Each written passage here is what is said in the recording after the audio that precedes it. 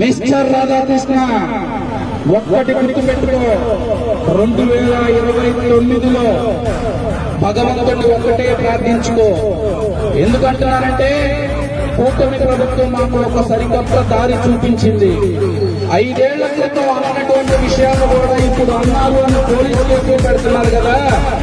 ప్రతి ఒక్క document evidence, ప్రతి ఒక్క వీడియో పెట్టి ఉన్నాం. 2029 తర్వాత 175 నియోజకవర్గాల్లో మీ చేత మోకాళ్ళ మీద ప్రతి ఒక్క వైఎస్ఆర్సీపీ